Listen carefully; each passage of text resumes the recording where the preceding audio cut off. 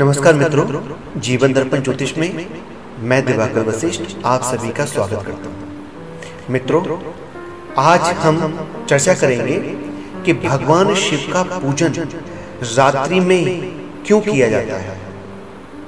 फाल्गुन कृष्ण पक्ष की चतुर्दशी शिवरात्रि के नाम से सुप्रसिद्ध है, ये तो आप सब जानते ही हैं।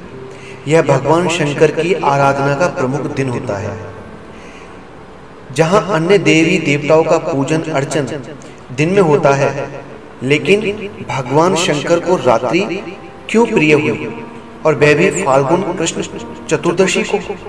यह बात विदित है कि भगवान शंकर संहार शक्ति और तमोगुण के अधिष्ठाता देवता हैं, अतः तमोमयी रात्रि से उनका स्नेह स्वाभाविक ही है। मित्रों, रात्रि संहार काल की प्रतिनिधि है। उसका आगमन होते ही क्या होता है कि सर्वप्रथम तो प्रकाश का संहार हो जाता है, जीवों की दैनिक कर्म चेष्टाओं का संहार हो जाता है और अंत में निद्रा द्वारा चेतनता का संहार होकर संपूर्ण विश्व संहारिणी रात्रि की गोद में अचेत होकर के गिर जाता है। ऐसी दशा में प्राकृतिक दृष्टि से शिव का रात्रि प्रिय होना सहज ही हृदय संयम हो जाता है। मित्रों, यही कारण है कि भगवान शंकर की आराधना न केवल इस रात्रि में अपितु सदैव प्रदोष, जब रात्रि प्रारंभ होती है उस समय का समय इसे कहते हैं प्रदोष काल, समय में की जाती है पूजा। शिवरात्रि का कृष्ण पक्ष में आना भी साभिप्राय है। शुक्ल पक्ष में चंद्रमा पूर्ण होता है और कृष्ण पक्ष में क्षीण। उसी वृद्धि के साथ साथ संसार के संपूर्ण रसवान पदार्थों में भी वृद्धि और क्षय के साथ साथ उनमें क्षीणता स्वाभाविक है। मित्रों, इस तरह क्रमशः घटते घटते वह चंद्र अमावस्या को बिल्कुल क्षीण हो जाता है। चराचर के हृदय में अधिष्ठाता चंद्र के क्षीण हो जाने से उसका प्रभाव संपूर्ण भूमंडल के प्राणियों पर भी पड़ता है। परिणाम स्वरूप उनके अंतकरण में तामसी शक्तियां प्रबुद्ध हो जाती हैं, जिनसे अनेक प्रकार के नैतिक एवं सामाजिक अपराधों का उदय होता है। इन्हीं शक्तियों को भूत प्रेत आदि कहा जाता है।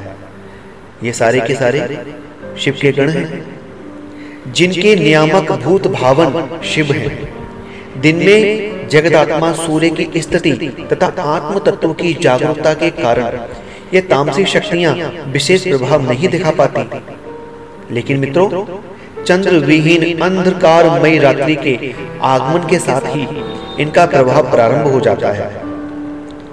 जिस प्रकार पानी आने से पहले पुल बांधा जाता है, उसी प्रकार चंद्र क्षय तिथि आने से पहले उन तामसी शक्तियों को शांत करने के लिए इनके एकमात्र अधिष्ठाता भगवान आशुतोष की आराधना करने का विधान शास्त्रकारों ने किया है। यही कृष्ण चतुर्दशी की रात्रि में शिव आराधना करने का रहस्य है। परंतु कृष्ण पक्ष चतुर्दशी प्रत्येक मास में आती है, वह शिवरात्रि क्यों नहीं कहलाती? ये भी बात बहुत जरूरी है समझना। फाल्गुन कृष्ण चतुर्दशी में ही क्यों विशेषता है जो इसे शिवरात्रि कहा जाता है? जहां तक प्रत्येक मास की चतुर्दशी के शिवरात्रि कहलाने का प्रश्न है, तो निश्चय ही वह सभी शिव की रात्रियां ही हैं और पंचांगों में उनके इसी नाम का उल्लेख भी किया जाता है। यहाँ इस अंतर को अधिक स्पष्ट करने के लिए यह जानना भी आवश्यक है कि फाल्गुन की इस शिवरात्रि को महाशिवरात्रि के नाम से पुकारा जाता है। जिस प्रकार क्षय पूर्ण तिथि यानी कि अमावस्या के दुष्प्रभाव से बचने के लिए उससे ठीक एक दिन पूर्व चतुर्दशी को यह उपासना की जाती है, उसी प्रकार क्षय होते हुए वर्ष के अंतिम मास से ठीक एक मास पूर्व इसका विधान शास्त्रों में मिलता है, जो सर्वथा युक्ति संगत है। सीधे शब्दों में हम कह सकते हैं कि यह पर्व वर्ष के उपायंत मास और उस मास की भी उपायंत रात्रि में मनाया जाता है। इसके अतिरिक्त हेमंत में ऐसा प्रतीत होता है। मित्रों, जब हेमंत ऋतु लगती है तो ऐसा लगता है जैसे कोई अज्ञात सत्ता प्रकृति का संहार करने में जुटी हो। ऐसे में चारों ओर उजाड़ सा वातावरण तैयार हो जाता है। यदि इसके साथ भगवान शिव के रौद्र रूप का सामंजस्य बैठाया जाए तो अनुपयुक्त नहीं होगा।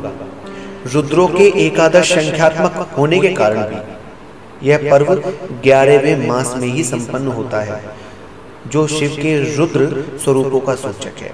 भगवान रुद्र के 11 रुद्र कहे जाते हैं, इसलिए 11वें महीने में शिवरात्रि मनाई जाती है और वर्ष के अंत होने से एक माह पूर्व शिवरात्रि को मनाया जाता है, ताकि सारे के सारे उपद्रवों से बचा जाया सके।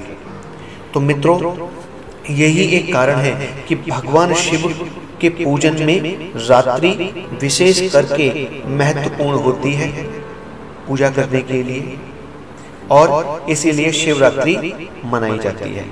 वैसे तो अलग अलग विद्वान अलग अलग मत देते हैं अपना। कोई कहते हैं कि भगवान शिव और माता पार्वती का विवाह हुआ था शिवरात्रि पर, इसलिए शिवरात्रि मनाई जाती है। बहुत सारे मत हैं, लेकिन ये मत जो मैंने बताया है ये भी बड़े ज्ञानियों का सोचा हुआ समझा हुआ मत है, और कहीं ना कहीं मैं इस मत से सहमत हूँ। तो आशा करता हूँ आप सभी को ये जानकारी पसंद आएगी। अगर ऐसा है तो आप हमारे वीडियो को अधिक से अधिक शेयर करें, ताकि ये जानकारी और लोगों के पास भी पहुंचे। वीडियो को लाइक करें और हमारे चैनल को सब्सक्राइब भी करें। आप सभी पर भगवान भोलेनाथ सदा कृपा करें। इसी शुभकामना के साथ मैं आप सभी से विदा लेता हूँ। नमस्कार।